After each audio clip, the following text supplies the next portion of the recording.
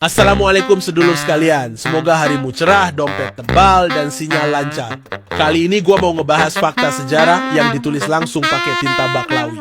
Bukan katanya, bukan hoax dari grup WhatsApp. Ini tentang sikap tokoh-tokoh baklawi Hadramaut terhadap Palestina dan Jawa di awal-awal kemerdekaan.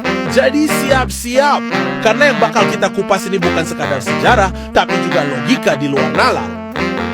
Nah, ceritanya gini, pas perang Palestina pecah tahun 1948, ada seorang pejabat dari Hadramaut yang panik dan kepikiran buat ngajak masyarakat berbuat sesuatu. Dengan penuh harapan dan semangat jihad, pejabat ini meminta kepada Sang Habib untuk mengajak masyarakat ke masjid, solat 2 rakaat, doa bareng biar Palestina menang. Mungkin si pejabat sembari dalam hati bilang kita mesti tunjukkan solidaritas kita sebagai sesama muslim. Tapi apa jawaban Sang Habib? Apakah beliau tergerak? Apakah beliau langsung mengajak masyarakat untuk berdoa dan menangis bersama? Ternyata enggak! Sang Habib malah dengan santai jawab, "Waduh bro, kita nggak biasa begitu. Kalau ada musibah biasanya kita ziarah ke makam datuk kami, yaitu Fakih Mukodam." Hol.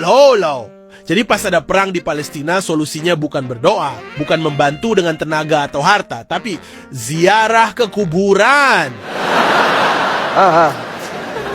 Jadi begini logikanya, orang-orang Palestina lagi ditembakin, rumah mereka dihancurkan, anak-anak mereka jadi yatim piatu. Sementara di Hadramaut, solusinya adalah ngajak warga rame-rame jalan ke makam, nyekar, bawa bunga, dan ngobrol sama kuburan. Sebentar, gue komen begini bukan berarti anti ziarah ya. Disclaimer dulu, kali aja ada kibin sumbu pendek. Oke, lanjut. Kalau Israel dengar strategi ini, mungkin mereka bakal ketawa dulu sebelum nembakin rakyat Palestina lagi. Dan akhirnya pejabat tadi pun setuju. Lalu diumumkan ke warga, warga, Israel lagi ngebom Palestina.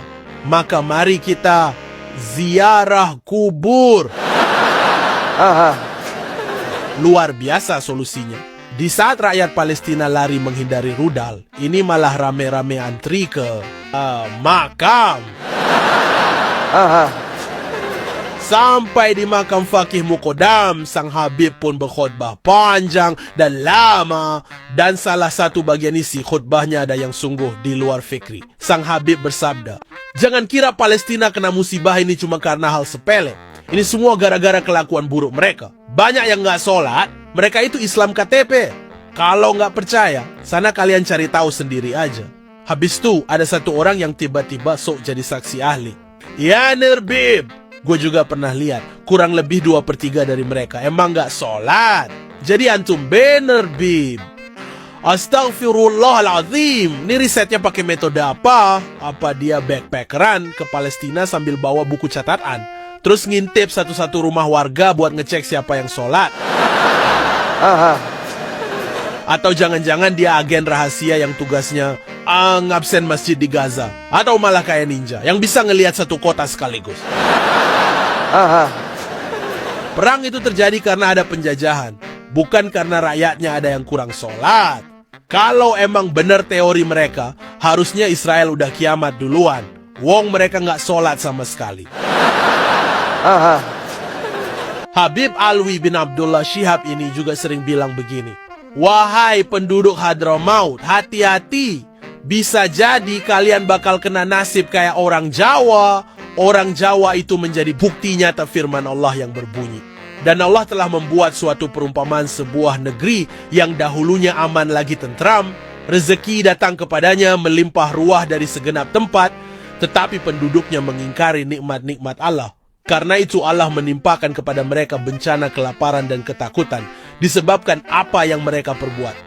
Buset, maksudnya gimana nih? Jadi orang Jawa itu dianggap nggak bersyukur karena ngelawan penjajahan Belanda. Maksudnya selama masih dijajah itu justru mereka lagi hidup nikmat? Atau ini soal saudara-saudaranya Habib Alwi sendiri yang banyak jadi kapiten Arab di Jawa, terus pas Nusantara mulai bergejolak, keberadaan mereka ikutan terancam?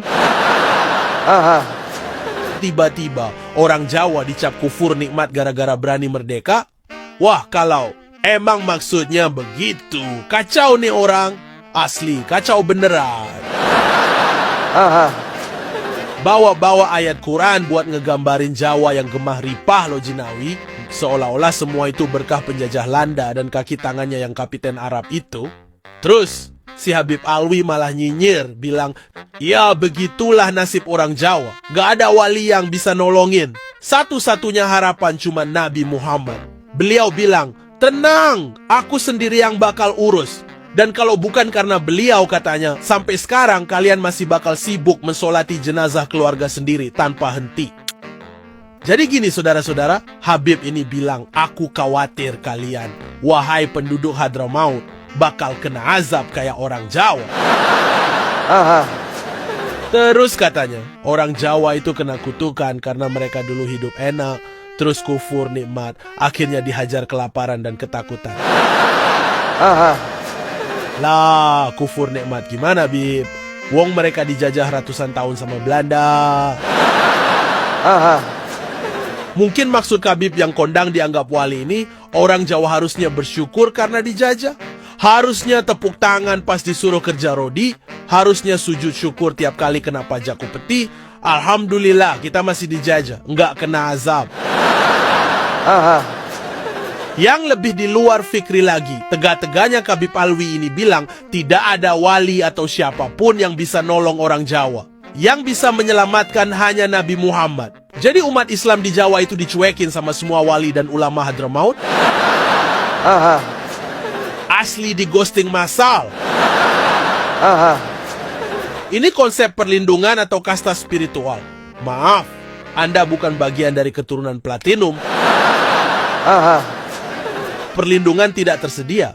Silakan upgrade ke paket VIP dengan garis keturunan yang valid. Jika tidak, silakan tunggu azab.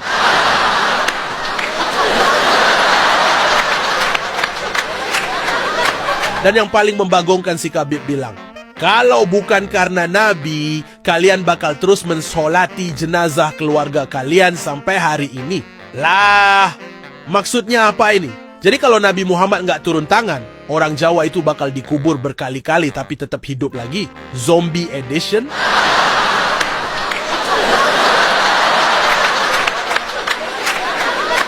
Atau mungkin ada ketakutan terselubung kalau penjajahan berakhir, komunitas tertentu yang dulu nyaman di bawah kolonial bakal ikut kena getahnya dan bakal digenosida. Kalau ada yang bawa-bawa Quran buat membenarkan penjajahan dan nyalain korbannya, kalian bukan sedang dengar tausiah, tapi lagi nonton iklan pemutihan sejarah.